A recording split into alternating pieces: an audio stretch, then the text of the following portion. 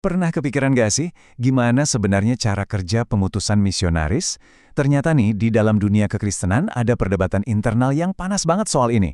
Dan ini bukan sekedar soal urusan kantor atau administrasi loh. Ini menyangkut inti dari teologi dan praktik misi di lapangan. Yuk kita bedah sama-sama. Nah, pertanyaan utamanya sebenarnya cukup simpel. Siapa sih yang punya wewenang buat mengutus para misionaris? Apakah itu murni tugasnya gereja lokal? Atau apakah lembaga-lembaga misi independen juga punya tempat dan peran di sana? Pertanyaan inilah yang jadi sumber dari semua perdebatan ini. Oke, supaya kita paham duduk perkaranya, kita harus lihat dulu satu teori kunci yang jadi pusat dari semua ini. Teori ini dicetuskan oleh seorang ahli misiologi yang top banget dan benar-benar mengubah cara pandang banyak orang tentang struktur misi. Mari kita lihat. Ini dia intinya, teori dua struktur dari Ralph D. Winter. Coba bayangin deh, Tuhan itu seolah-olah bekerja pakai dua lengan yang berbeda.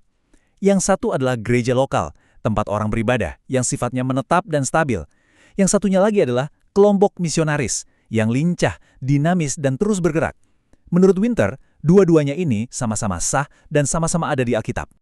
Analogi yang dipakai ini keren banget, mercusuar lawan batu api. Gereja itu digambarkan kayak mercusuar, bangunannya kokoh, stabil, dan cahayanya bersinar buat siapapun yang datang mendekat. Nah, sebaliknya, tim misionaris itu kayak batu api, kecil, ringkas, bisa dibawa kemana-mana, dan tujuannya adalah untuk menyalakan api baru di tempat-tempat yang masih gelap gulita. Fungsinya beda banget kan, tapi dua-duanya sama-sama penting. Sekarang kita coba pakai istilah yang sedikit lebih teknis ya. Untuk menjelaskan idenya, Winter meminjam dua konsep dari sosiologi. Yang pertama, modalitas. Ini untuk gereja. Komunitas di mana keanggotaan itu terbuka buat semua orang. Nah yang kedua, sodalitas. Ini untuk lembaga misi. Ini adalah kelompok yang kita ikuti karena sebuah komitmen khusus. Sebuah keputusan kedua, misalnya untuk menjangkau suku yang belum pernah mendengar Injil. Tentu saja, nggak semua orang setuju. Teori dari Winter ini justru memicu penolakan yang keras banget. Sekarang, yuk kita lihat sisi lain dari perdebatan ini. Kita coba pahami argumen dari mereka yang percaya pada pandangan hanya gereja. Argumen utama mereka tuh jelas banget dan nggak bisa ditawar-tawar lagi. Bagi para kritikus ini, Alkitab cuma memberi mandat ke satu pihak untuk menjalankan misi, yaitu gereja lokal. Titik. Menurut mereka, struktur lain di luar gereja, seperti lembaga misi, sama sekali nggak punya dasar dari Tuhan. Dan jangan salah, ini bukan pandangan segelintir orang loh. Seperti yang bisa kalian lihat, pandangan ini dipegang oleh beberapa teolog dan pemikir Kristen yang paling berpengaruh di zaman kita. Nama-nama seperti Mark Dever atau Roland Allen itu punya bobot yang sangat besar di dunia teologi, yang menunjukkan betapa seriusnya perdebatan ini. Kutipan dari George W. Peters ini benar-benar merangkum keberatan mereka dengan tajam. Dengan menyebut lembaga misi sebagai kelainan historis, dia seolah-olah bilang kalau lembaga-lembaga ini adalah sebuah penyimpangan, sebuah anomali dari rencana Tuhan, bukan bagian darinya. Wah, ini kata-kata yang kuat banget. Nah, disinilah perdebatan jadi makin seru. Kita bakal lihat gimana kedua belah pihak sama-sama pakai Alkitab untuk mendukung argumen mereka. Uniknya, mereka bisa melihat ayat yang persis sama, tapi sampai pada kesimpulan yang beda 180 derajat.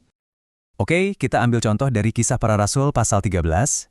Kubu hanya gereja bakal bilang, "Tuh, lihat, jelas banget kan gereja di Antiokhia yang mengutus Paulus dan Barnabas?" Tapi pendukung dua struktur bakal jawab, tunggu dulu, coba baca lagi teksnya." Di situ dibilang, Roh Kudus yang memerintahkan, khususkanlah mereka bagiku. Peran gereja di situ cuma menumpangkan tangan sebagai tanda persetujuan. Jadi pengutus yang sesungguhnya itu Roh Kudus. Perang tafsir ini lanjut lagi di Kisah Para Rasul 15 ayat 3. Mark Dever menunjuk ke kalimat ditolong oleh jemaat sebagai bukti mutlak bahwa gereja yang mengutus. Tapi, Robert Blincoe membalas dengan bilang kalau konteks itu adalah kunci. Menurutnya, mereka ini lagi dalam perjalanan ke sebuah rapat gereja di Yerusalem, bukan sedang melakukan misi penginjilan lintas budaya. Nah, detail-detail kecil kayak ginilah yang jadi inti perdebatannya. Oke. Setelah adu ayat, sekarang kita pindah ke arena sejarah. Gimana sih prakteknya selama ini sepanjang sejarah gereja?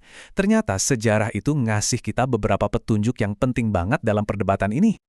Seorang kritikus, J. Eckhart Schnabel, membuat klaim historis yang berani banget. Menurut dia, nggak ada bukti sama sekali adanya kelompok-kelompok misionaris Yahudi yang bisa dicontoh sama gereja mula-mula. Kalau ini benar, argumen yang bilang kalau kelompok misinya Paulus itu cuma meniru model yang sudah ada sebelumnya, jadi lemah banget. Tapi, kubu dua struktur nggak tinggal diam. Mereka balas dengan bukti tandingan. Mereka menunjuk pada kata-kata Yesus sendiri tentang orang Farisi yang keliling dunia cuma buat cari satu pengikut. Mereka juga mengutip penulis Romawi dan teks-teks Yahudi kuno yang menggambarkan adanya perkumpulan bernama Hefra yang dibentuk untuk tujuan-tujuan spesifik. Ini seolah-olah nunjukin kalau model kelompok misi itu mungkin memang sudah ada sebelum gereja lahir. Dan disinilah kita lihat konsekuensi historisnya yang cukup bikin kaget. Menurut sumber kita, waktu para reformator Protestan mengadopsi model hanya gereja, mereka secara nggak sengaja justru memicu apa yang disebut zaman es misi. Selama hampir 300 tahun, misi lintas budaya dari kaum Protestan itu nyaris nggak ada. Zaman es ini baru berakhir ketika William Carey, yang sekarang dikenal sebagai Bapak Misi Modern, berani mendobrak aturan dan mendirikan lembaga misi independen. Jadi, kenapa sih kita repot-repot ngomongin perdebatan teologis yang rumit ini? Karena ini bukan cuma soal teori di atas kertas. Perdebatan ini punya dampak yang sangat nyata di dunia nyata. Ini mempengaruhi hidup banyak orang dan ikut menentukan kemana arah misi global akan berjalan. Lihat angka di layar ini, 10 kali lipat. Menurut penulis Robert Blincoe, kalau saja gereja dan lembaga misi bisa berhenti berdebat dan mulai bekerja sama dengan baik, kita bisa melihat peningkatan jumlah misionaris sebanyak 10 kali lipat. Bayangin coba, dampaknya. Taruhannya gede banget. Dan di balik angka-angka statistik itu, ada cerita manusia yang nyata. Ini kisah nyata seorang pendeta yang dipecat dari denominasinya. Apa kesalahannya? Cuma karena dia membantu saudara iparnya memulai sebuah lembaga misi. Ini nunjukin betapa dalamnya perpecahan ini, dan gimana hal itu bisa benar-benar menghancurkan hidup seseorang. Dan mungkin ini data yang paling bikin kita geleng-geleng kepala.